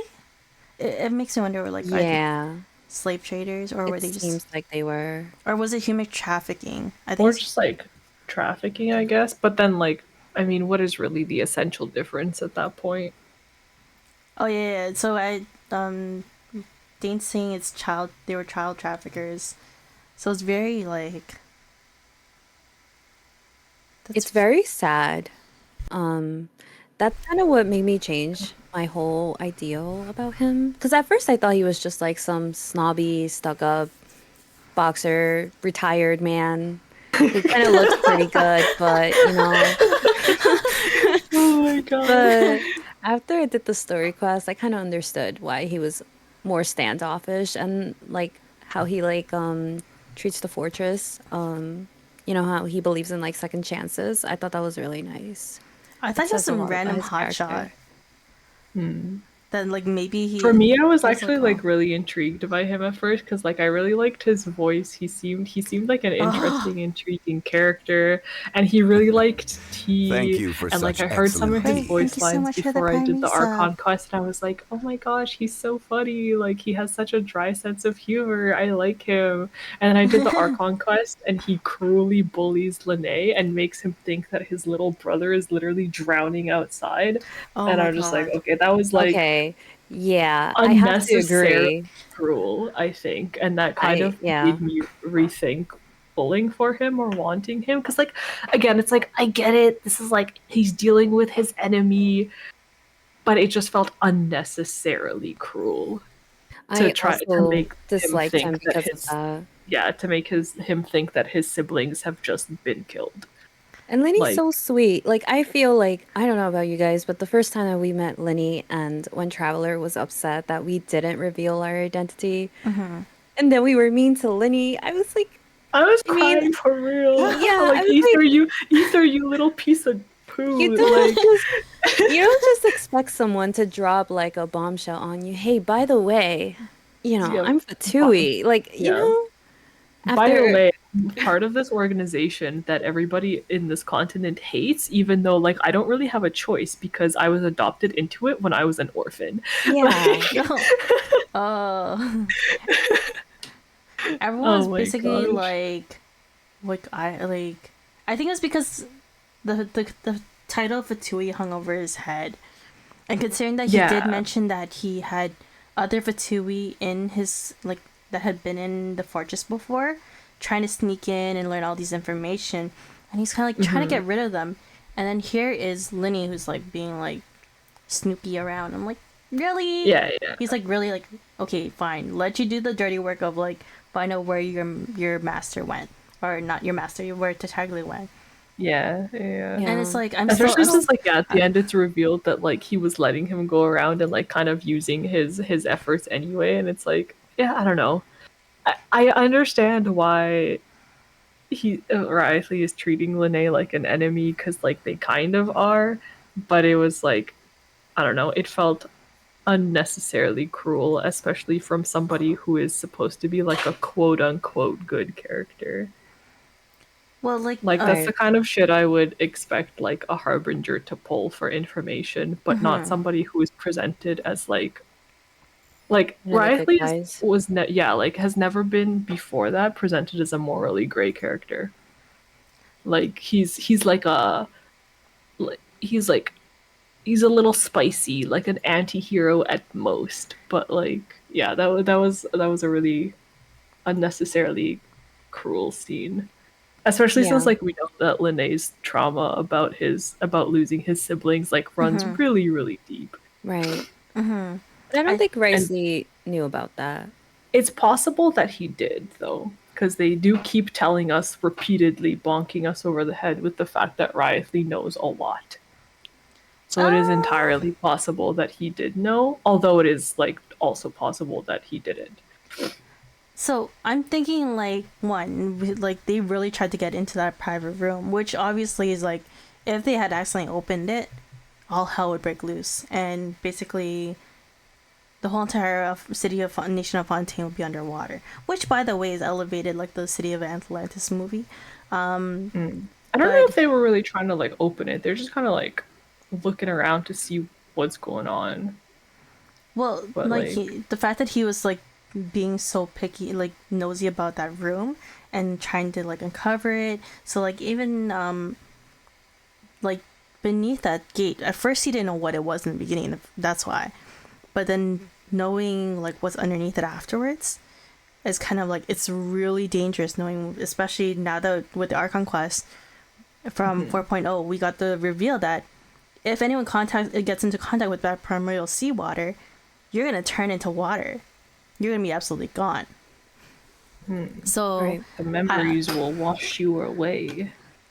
But also we have to remember that like at first I was like, oh, like he's like an all upstanding like warden and everything, but the fact that he has been in prison before, and the fact that he was a youth, is kind of like he's kind of morally gray in the sense that it's like all about morals and not so much about laws. Because like even at the end of the Archon Quest, they even take a shot at his conceptions of like law and everything, and he's just like whatever feels right. Him being in Fontaine prison honestly means nothing because we got put in there for 45 days for eating cake. Yeah. So yeah, just because he's been in prison doesn't make him in any way like a morally gray character or mean that he's done anything wrong. Well, they said the living conditions before he came along was a lot different. Like before he came into power as the warden, it was actually more like a lot rougher to even scrape by and get a meal for the day. Yeah. So it was a lot more rougher. So he was always in pancreation ring trying to earn coupons. Right. So and his background is like really shady. I thought it was really tragic. Shady as well. Shady, tragic. I think both. Yeah, it's sad what happened and that people like that existed. Yeah, but it's almost like you can't expect him to be perfect. I feel like what he did to Lenny was kind of like a little bit showed like a little bit of a flaw to his character, which I think kind of made him more like human in a way. Because like we all make mistakes, though I do agree that it was a little bit harsh with Lenny. Yeah. But I think that's my problem. It's kind of like, again, it's a weird one because it's like I can see why. I still like don't like it. You know, that was a little too cruel. It was a provocation tactic, I think. Yeah, like it is. Yeah, like obviously like a provocation tactic and like manipulation or whatever. But it's like, damn, like you're really just gonna tell him that his siblings are fucking dead and drowning? Like, okay. Because and that you locked his little brother out, and you were like, you know, whatever. I just locked the door. Shruggy shrug. Yeah, and it's just like, but it's like in reality he did save him. Did get Neuvillette to save him, but I think maybe he was like, you know, I'm gonna say this. I'm gonna say this to see if I can get a rise out of you and get an answer out of you, because like it's kind of like, rather than threatening a gunpoint kind of situation, it's more like trying to provoke him. And it's like, this is what happens when you do this and that, and I'm to your siblings and that. So until you tell me what happened, what's going on, then I won't. Then your family's going to be even worse. Yeah, maybe he has like a disdain to like the Fatui. You know, he just doesn't like them. I mean, most people into that do. But, maybe, but like maybe it like ties with his parents. Just skeptic, you know. Question for you guys. Oh, sorry. Go ahead. No, it's okay. I was just gonna say because his parents really did mess him up. Oh yeah, definitely. But yeah, go on. What do you think about the fact that the fortress is not under Fontaine's jurisdiction? That's a whole lot of. That is I'm supposed interesting. To censor myself. Like, Furina and Neuvillette do not even have authority there. Yeah, straight lies. It Even in is some. absolutely ridiculous to try to claim that the fortress of Meropide is outside of the jurisdiction of Fontaine when they send guards there, they manufacture their mechs there. Everybody who's in charge is literally from Fontaine and answers to the judicial system there. No, but like Like, Furina and it is Neuvillette do such not have jurisdiction foolishness. there. It is that no, it is irrelevant. It is absolute foolishness to think that they don't have jurisdiction there when the guards who do have a jurisdiction are from Fontaine. I mean, it could be like you basically like saying, I don't know, you live in New York, but then you're gonna go work in, I don't know, the next state over. Like it would be almost the same thing, but the fact that I it's know. under like literally Ow. levels underneath Fontaine, it's It kind kind of of brings into the question, like, who's in control of, like, over there? Because he's just the chief, right? Kind of what, like, Neuvillette is. So, Like like, he's in control and he answers to Neuvillette. All of the guards answer to Wriothesley and to the Fontaine judicial system because they get sent there to work. Like it is straight lies to try to say that it's outside of their jurisdiction because it's not. They're in charge. um. So there's a They're but like then system. it's like, sweeping it under the rug as much as they can, but no, they but then it's literally like, they why would they manufacture lie? their mechs there, and they the the prison guards, the ones with the weapons and the authority, So are in charge. on that theory though, like so in my city, and I've seen even in other like other cities in my area. So in the hospitals they have security, but the security is an outside company that's working for like an outsource basically. So they still report to the company that they got hired for, but also to the one that they're like doing security for. So it's kind of like, you know, they're kind of like, I am lending you out or outsourcing my like I'm sourcing my guys to you, so that way like you have security guards, but technically they do report to me, but they also report to you, but it's kind of like in between. So like, what point do you draw that fine line? So it's kind of hard. Responsible to their original employer Yeah, and to the people who are paying for their services. exactly. Well, the one who pays for the services pays the employer so that these guys can get paid. It's kind of, well, it depends on the system. It could be subsidized and all that stuff, but it's similar to what we have here in that sense. Where but they're saying that, and even Clarissa's pointing it out here to kind of like reword what I was trying to say earlier, is that Neuvillette has like no authority to order Wriothesley. They just have a working relationship. That's what it is. That It and is also doing, extremely naive to believe that Neuvillette, the Eudex of the region, has no input on how Wriothesley does his work. That is very naive. I was gonna say also during his story quest, I was gonna say, you know that part where they basically got injected with that water in Oh their head? yeah. I was like, why and where did this come from? You know, where did they get this idea? How did they obtain that kind of? Because it's like water, right? The liquid. I was like, where did they get it? Because apparently none of them can go out, correct? No one leaves the fortress once they're in. So then that would mean someone that is able to go in and out has provided that liquid. Like, I thought that was interesting. They sent us their packages from Fontaine. But like, But then that would mean that they have like a supplier out of the fortress, no? yeah. So there's also mail coming in, and there's mail going out. But also like, from what when we did the Archon quest, and even like, there was guards that were coming in for their shift. So they have to have an original home. Are they coming from like Fontaine, or are they coming in from like some other bunk within the fortress? So the chances of that like actually happening, it allows for a chance to for someone to like slip in that dark fluid in and smuggle it in. Sorry. Okay. That was okay. I'm sorry, but like that part with the dark fluid, that's creepy as hell. Yeah, that was really dark. I had to take a step back because I was like, wait, this went from like 0 to like 100. Like it went really dark real fast. Hoyo is jumping in on the gun here. Drugs.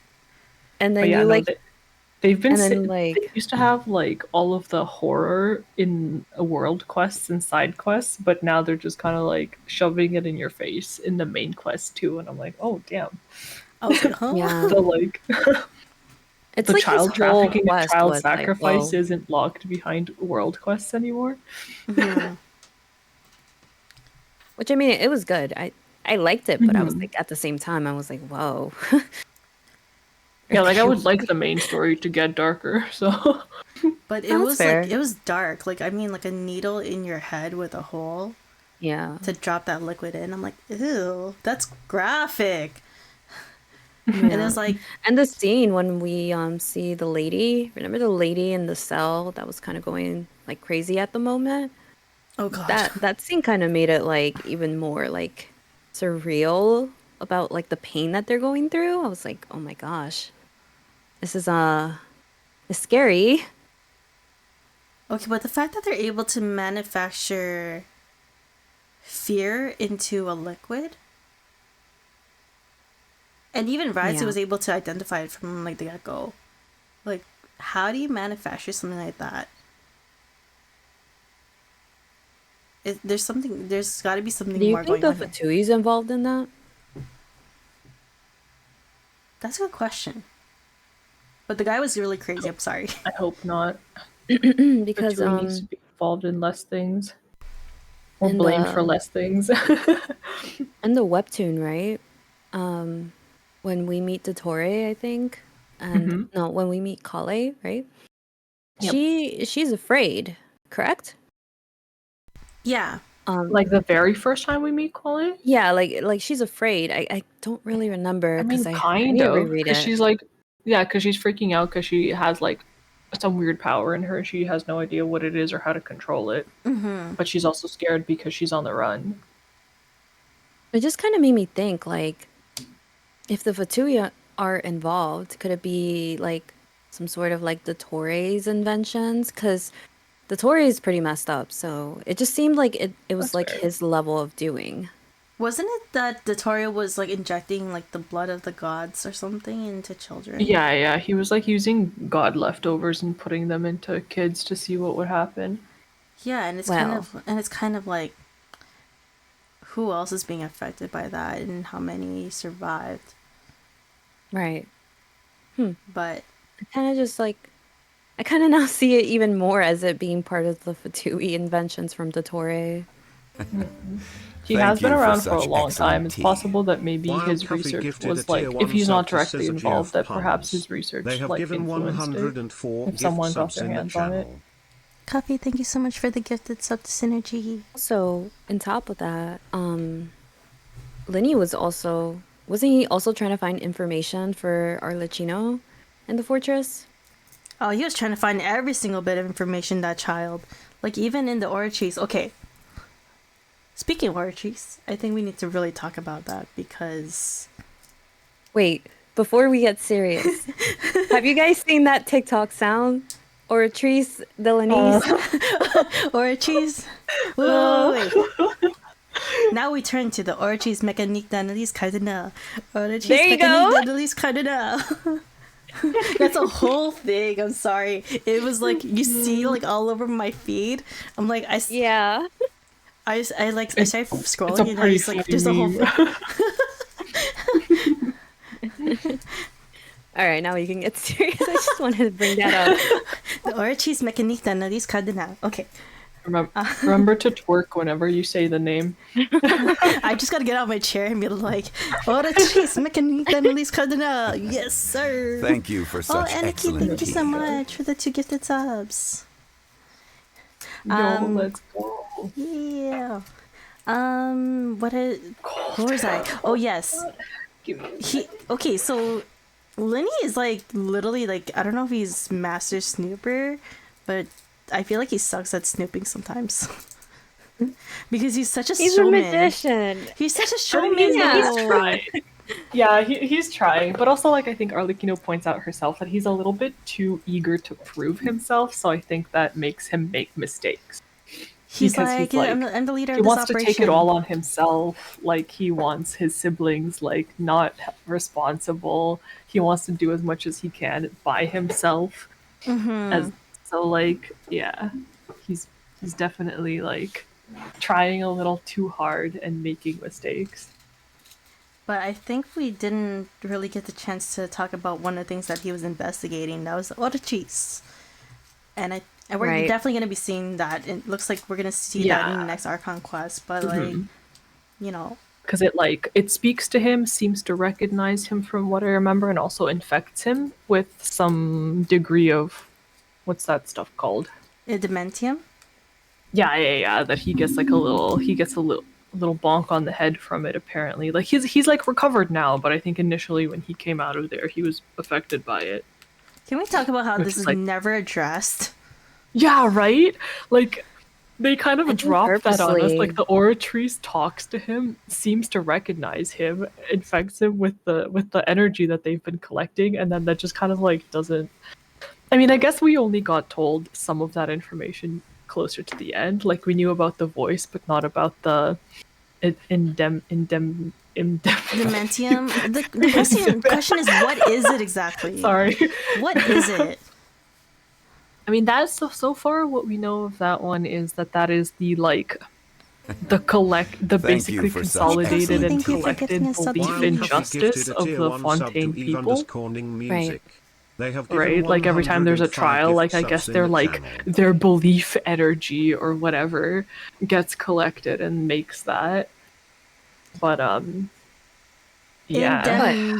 If Indemnitium? it was- I can't pronounce If it was this name. influenced by the people of Individuum? Fontaine, let's talk about Child being deemed guilty then. Because Oh, yeah. he was technically proven innocent, correct? And it was shocking that he was, proven guilty. So if it went according to the people in Fontaine, I don't think Child would have walked out guilty.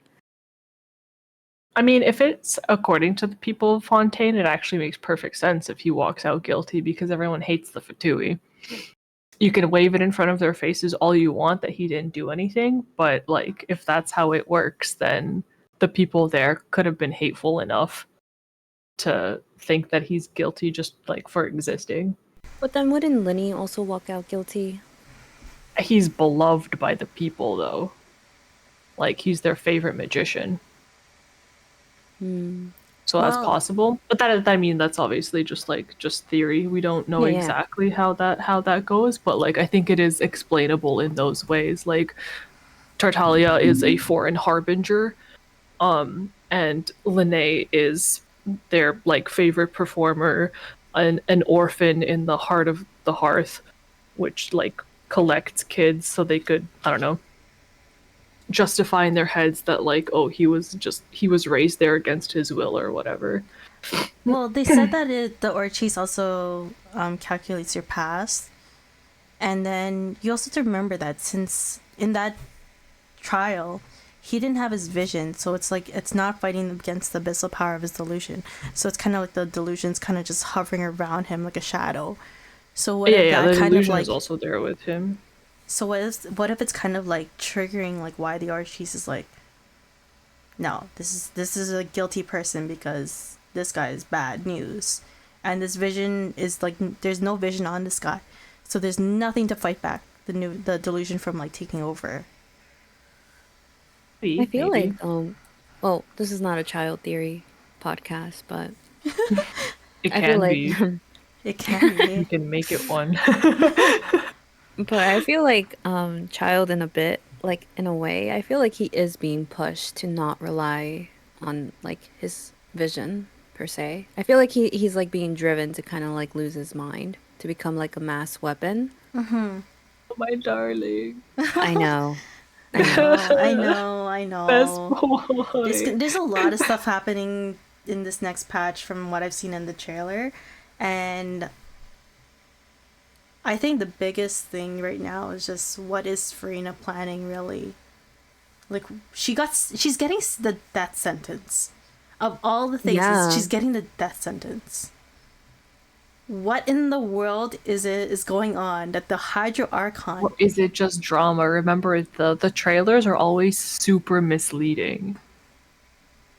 That is true. She does like drama. She is putting on a show. Yeah. So that the fact that the trailers are always super misleading, coupled with the fact that Farina just likes putting on shows and whatnot, and like her trailer now with all of that stuff, it's like I don't know. But there's I've been screaming, yelling since day one that she's Marie Antoinette, and this fits into it. But now I'm like, I don't know. That's like too easy. That's too easy. I mean, there's a lot of different voice lines in that trailer that kind of pinpoint that she could be putting on a show, but not everyone knows that they're actually she's putting on the show because Maybe. like your DV is supposed to lure. Yeah, I was gonna say like this also plays into the fact of what we said earlier about Neuvillette just being part of her agenda. Yeah. And then like it's just Farina's kind of interesting because I think she like she puts on a show of being stupider than she is. Like I don't think she's like necessarily the some amazing crazy mastermind, but like she definitely acts way stupider than she is. But like also, I mean, the way she talks kind of just sounds like she's a lot more smarter than we think she is. yeah, and I think All of it's her maybe, stupidity is like so exaggerated. I feel like maybe it's because she's also afraid, but like I'm not sure what she's afraid of. Is she afraid of Arlecchino, or is she afraid of like the prophecy? Is she afraid of Neuvillette? Like, you know, like I feel like she's insecure because she's afraid, but she's only acting dumb. Yeah. Out of those options, I do think it's the prophecy that scares her the most. Like that's what she actually seems to be concerned about. But then, yeah, I don't know. I guess she acts like baby around the others. Do you guys So think that there's like two Furinas? That's Like one the is theory Furina going and one is around. Flossalor? That's the theory that's going around right now because like the That's fact that she has two possible, different possible. appearances.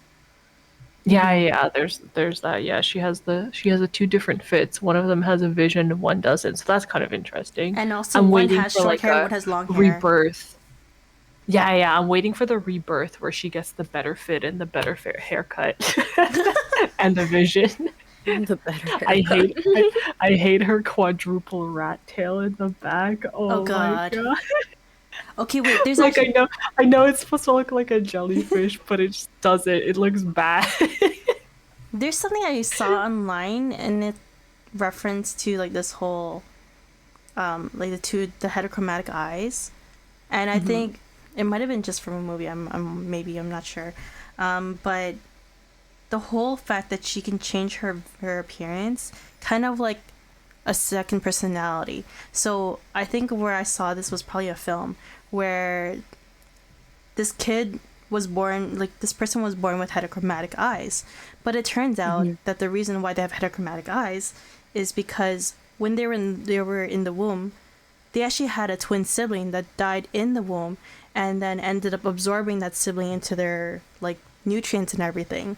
So basically they're like absorbing like the second personality, and that's why they have two different eyes. So it's kind of like a horror movie. I think so. I think this is a horror movie. I think this is a horror movie. That sounds familiar.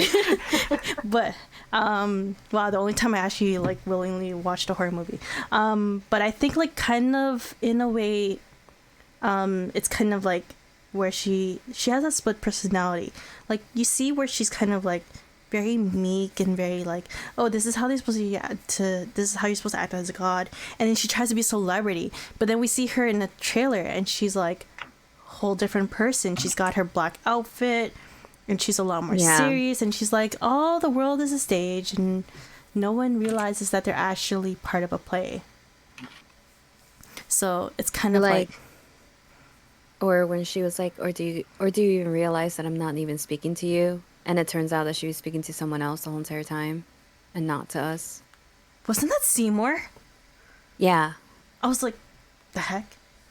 Yeah, that got me. I was like, Was she talking to me the whole entire time, or was she talking to like Seymour? I was like, madam? Yeah, like the pup. Confusion? This is all recording in your head. I'm like, what? Stop tripping me out right Yeah. now. I was like, what? What do you mean? A recording in my head from where? I've never seen this before. And So that was interesting. Oh, there's also a theory that perhaps she's an Ocean Edge. Did you guys hear about that? No, I haven't.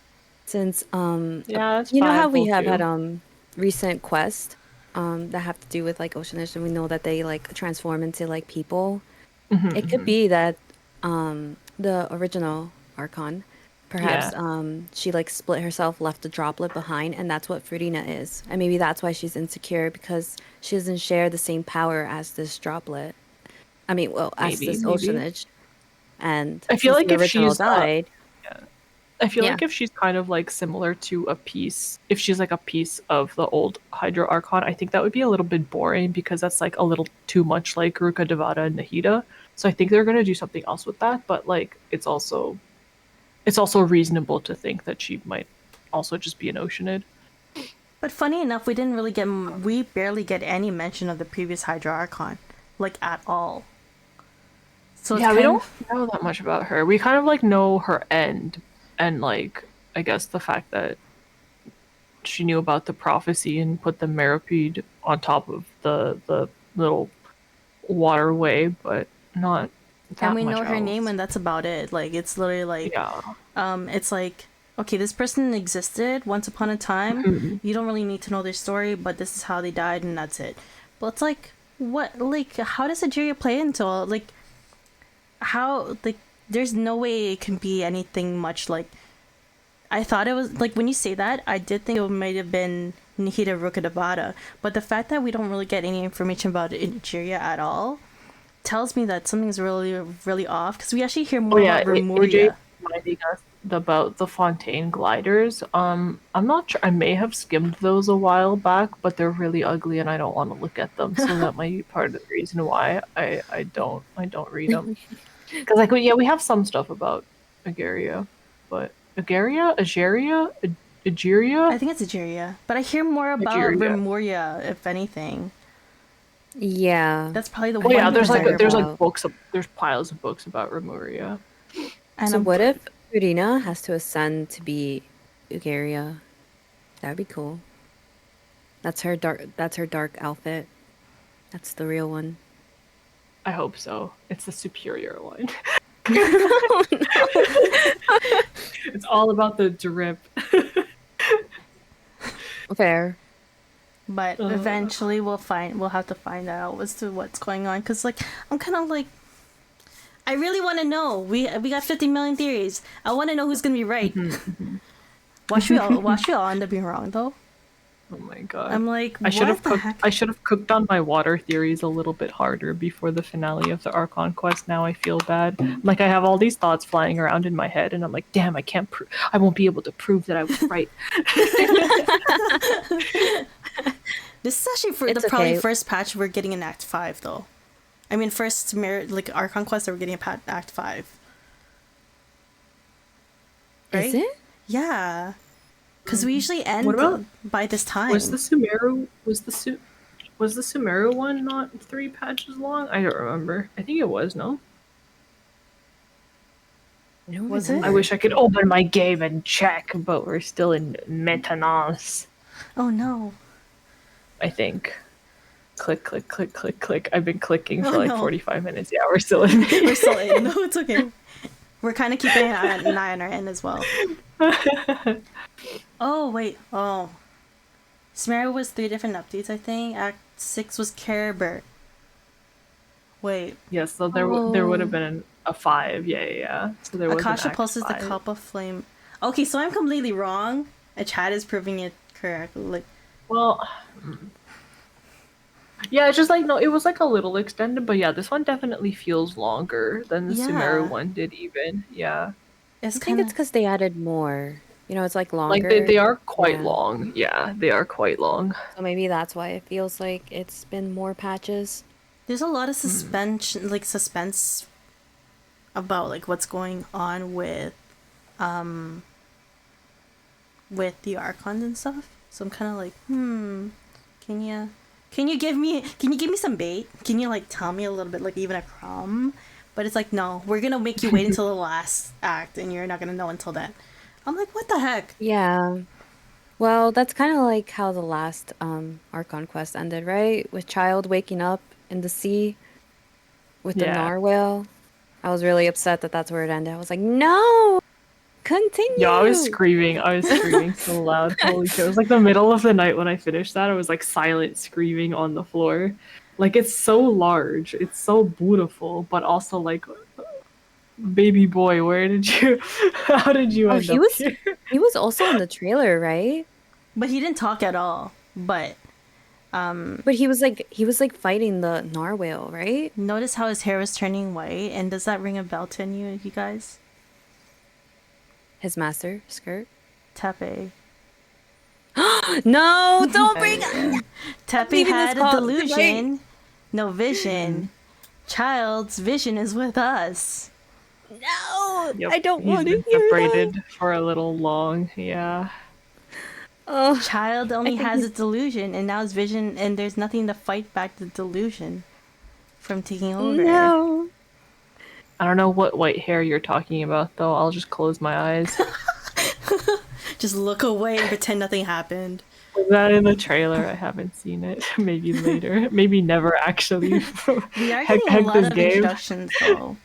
we're getting new introductions. I'm like, huh, really? Like Skirk. Yeah. I did not think When they we'd actually dropped see her, I Skirk. was shocked. Yeah, she seems really different from all the other Genshin models that we've seen so far. She kind of seems Honkai, but I kind of It's like it. awful. She's No, I very kind of like it because like baby-ish looking. I don't know. That's what people say. They're just kind of like, It's yeah, she looks awful. They really forgot that they were designing for Genshin, I think. oh no. And then they've set her up as this like powerful warrior at war in the abyss for God knows how long, and they gave her like her she looks like a flowing princess. white hair, her little like pin, her dress made of ribbons. Like, it's so pathetic. Oh my God. And people are saying like that she looks like, so the whole thing about how she looks like a character from Honkai Impact. Remember that the devs did say that the games are all intertwined somehow, and Yeah. They're just in the same universe. They haven't made any allusions to there being some deep connections in them. They're part of the same multiverse, and that's it. Well, Star Rail, like when Star Rail came out, a lot of people were theorizing that maybe Traveler is a trailblazer from Star Rail and ended up traveling to Teyvat, and that's how they end up getting stuck there. So I mean, Again, like it's just not that deep. That is not what the developers have said. Welt from Honkai Impact 3 is the same Welt from Star Rail, so Yeah, but he also specifically has the ability to travel between universes. I'm actually wondering why they put because they put Fischl and Paimon in Honkai 3rd.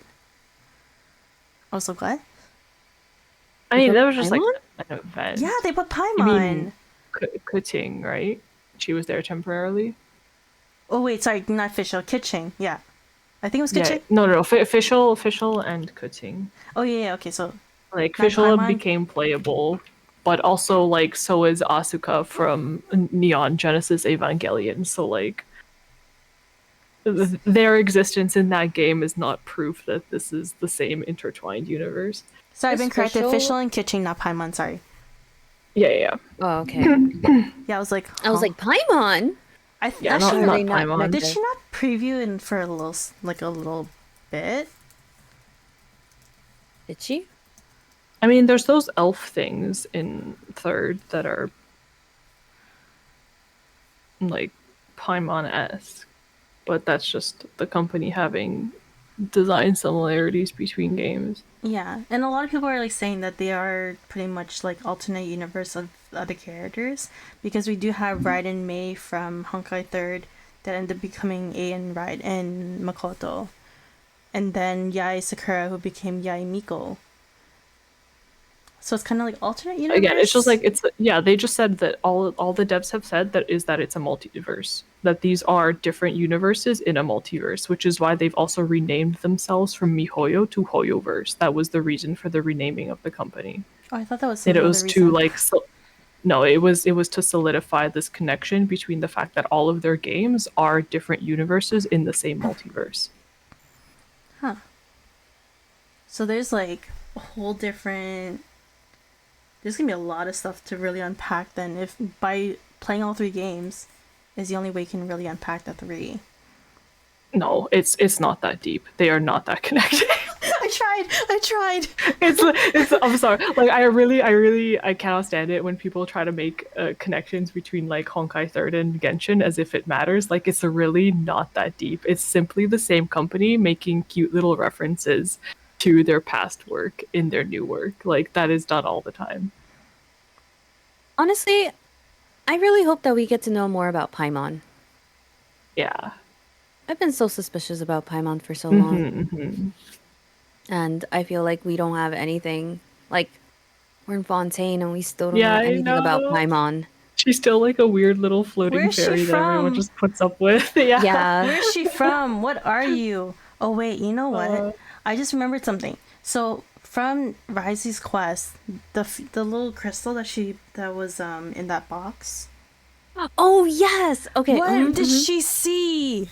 Yeah, I thought that was interesting because she also saw, because like, okay, so the water is supposed to make you relive like scary memories, right? What did she see? No, it was a crystal. She probably saw herself running out of food. Oh my god. I mean, that is true. That is Paimon's worst nightmare, but I'm also curious as to what else she saw, you know? Because I was like, because according to, I don't know, quotations, Paimon isn't supposed to remember her past, right? She isn't. She doesn't know anything about herself. Kind of, yeah. But I mean, like, she could just be afraid of, like, losing Ether as well. She has expressed some concerns about that over the last couple Archon quests. No, the stone is about memories. Oh, it's about memories only? So it's not. So it's not about like your worst nightmare. Maybe she like remembered the Sub-Zero's festival or something. What? Because like when there was like that loop that she was like thought that we were gone for a while. Or maybe there's something that's just suppressing, like some weird vision that just came across her mind. Because even when we did like Perilous Trails back in 2.6. It was like that, you know, that room that where you're supposed to experience something like really scary. Yeah. She didn't want to go in, and we're kind of like, Paimon, what's going on in your head? I want to know what you're scared of. She didn't even want to go into that room. She's usually a baby about things, so I can see why she wouldn't want to see something scary at all, you know? But the more that Paimon avoids these situations, kind of like, what do we not know about Paimon? Like, I feel like there's something really, really deep down there that it's like... I mean, isn't it normal to want to avoid things that scare you? Like, even if you don't know what they are? It's normal, yes, but why don't we know what she saw? Why don't we know what she saw? She wouldn't even tell us. Oh my gosh. We also touched the stone, even though we knew what was going to happen. But we don't know what she saw. Why did she tell us? Usually she's like... that's another thing. Paimon usually will tell us. Yeah, like if she wakes up from a nightmare, she's like, Paimon dreamed of like something like that I lost you, that Paimon lost you, or Paimon dreamt that she couldn't eat anything anymore. Like she would be like that. Yeah, but this time she didn't. She couldn't say anything. Paimon dreamed she had no mouth anymore, and then she couldn't eat. Yeah, she would literally say that to us. It's kind of like, okay, usually this is like Paimon's space to say something, especially when she was really talkative about that box. And she was like, and then it was just like, all of a sudden, like, no. Huh? Also, someone said that they changed HoYoverse for business purposes, actually. They talked about it. They wanted to create something similar to a metaverse. Yeah, so also there was the fact that when they were still MiHoYo, they were also under a Chinese publisher, and then they switched over to our global publisher that was based in Singapore, and that's how they ended up with Hoyoverse to switch over to publishers so that they can venture a little bit more into it was like business reasons, uncensored reason. Yeah, it was like business reasons as well as that whole like verse announcement. Yeah, so there was like a whole lot of like business ventures that happened. Mm-hmm. Oh, I have a question in chat here. Thoughts on the Furina demo, since we're going to be seeing Furina very soon. I haven't seen it yet. Like, did I like it? Just in general. I've heard good things about it. It's just the fact It that was a really good demo. Sorry. Go on. It's just the fact that she changes like different archies, and also like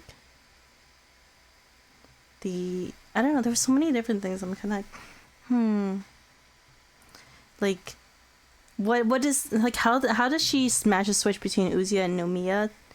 And I'm kind of like, where did this Uziah and Nomiya system kind of come into play that she suddenly has this power to like distribute this onto all of Fontaine?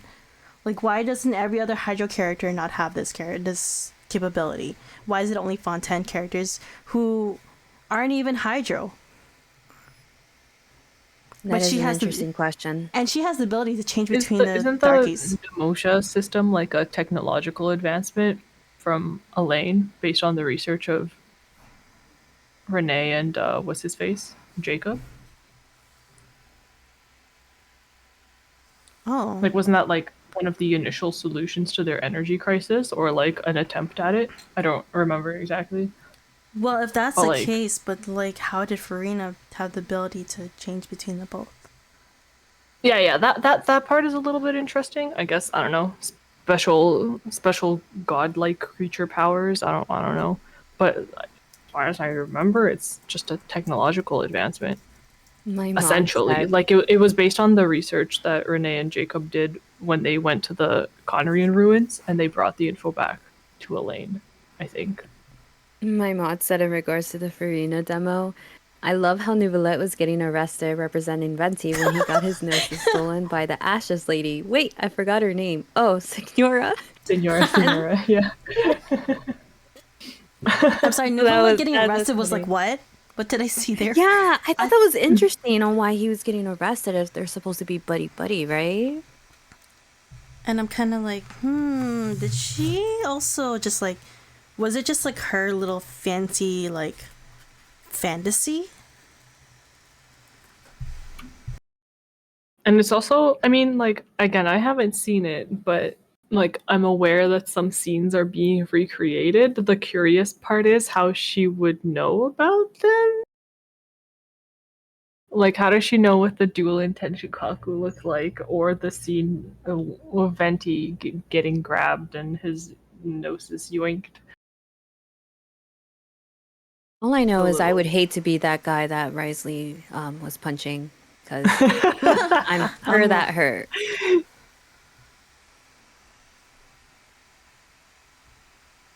But I hope we just get more answers to Paimon. I mean, we're in Fontaine. I think it's about time they drop a bone or something as to where Paimon comes from. We're already halfway through this game. I'm too hopeful.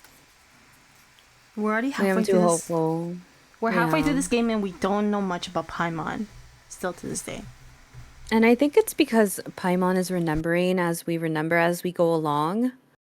So maybe that's why we don't get much information. But it's the fact that she doesn't share with us. And we share everything with Paimon.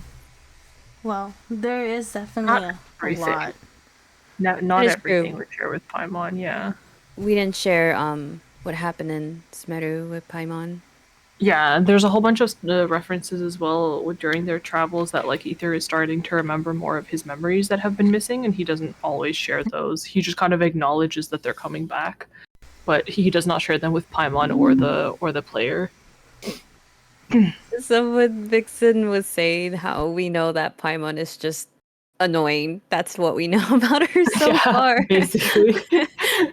Basically, and kind of like racist and sexist too, but just Paimon things. Paimon, I'm sorry, Paimon does not like.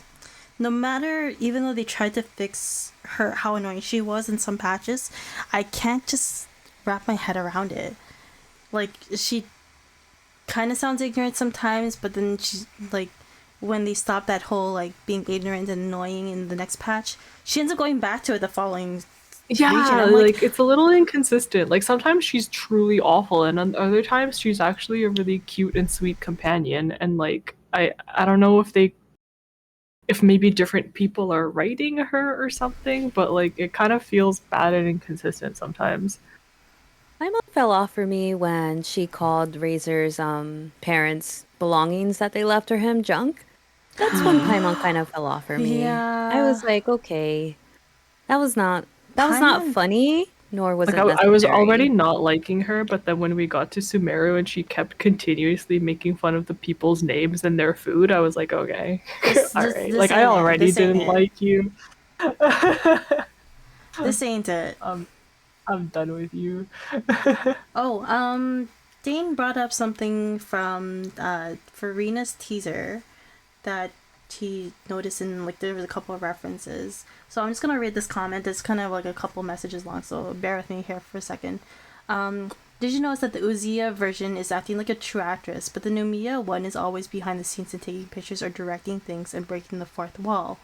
I also adore the swinging and imitating the other Archons in it. The swinging in the demo was hilarious. When she had the color of Dendro behind her on the first swing, she was swinging like Nihida.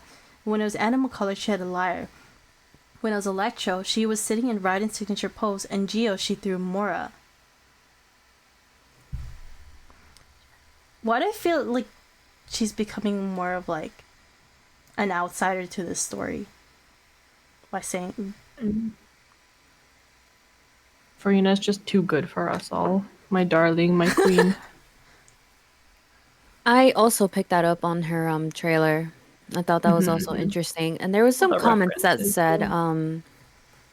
there's a comment that said that the people in Fontaine also did not applaud for her when she was on screen. Yeah, she was like after- swinging back so- and forth, and it's just like... I think it's just to symbolize how the prophecy is supposed to be like everyone's supposed to be underwater. I guess that's why there's no like clapping for her. Yeah, I guess she's meant to be alone at the end, right? Yeah. Yeah. Well, we're definitely going to see a lot of that in the Archon quests. And I'm kind of like... I don't know how much more lore my brain can take before it implodes, before we get the full lore bomb. Lore bomb, sorry, English. But it's a lot of like... I don't even think we covered the Oratrice Delanis Mécanique. Mécanique Cardinal topic. The Yeah. Oratrice Mécanique d'Analyse Cardinal. Oratrice Wait, are you Mécanique twerking? d'Analyse... I wish I could. You I wish I gotta. could. It's I wish I the could. Oratrice Mécanique d'Analyse Cardinal. There. Try saying that 5 times fast. No, I can't. But if you guys played the did you guys play the Narcissus Crux quest yet? I haven't. Oh, Kind of. Which one? the one with Seymour. Okay. I Kind of. started it, but I didn't finish it. Just because like I can't legally say that I have done it because my chat hasn't seen it, but I've kind of read it. So I can't say it. Oh no, I'm scared. I can't say it because like Close I your feel ears, like chat. because there's something in that trailer for this patch. I feel like contributes to this Archon quest, and the fact that we see Seymour also feels like this whole entire thing is tying together. So I'm like, I'm scared. Is that definitely Seymour or just another Robopup? It looks like Seymour. It could be Seymour. I could be wrong. I don't know. I don't know if he has like a Yeah. separate design from any of them. But It could be him, it could be not. But also, like, one of the things that played in that trailer, oh my god, I want to say it! I want to say it! I want to say it, but I can't. I'll Just say it. I was gonna say, just say it. It's okay. I Dude. really want to know now.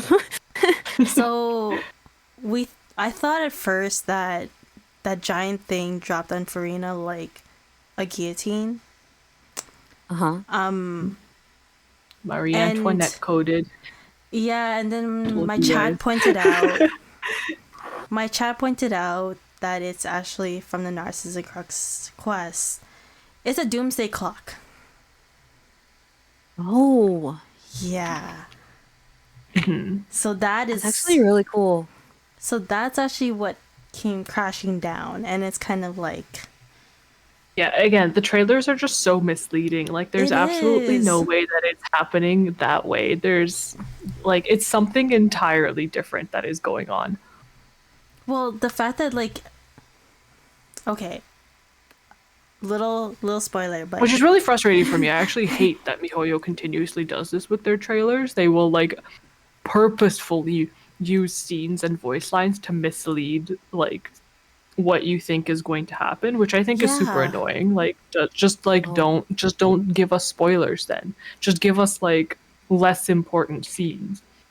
Like there's But even I a like voice it. line It in the like last rattles my brain. yeah, because there was a voice line in the previous patch teaser that wasn't even from the Archon quest. It was from Neuvillette story quest. And I was like, what? Yeah.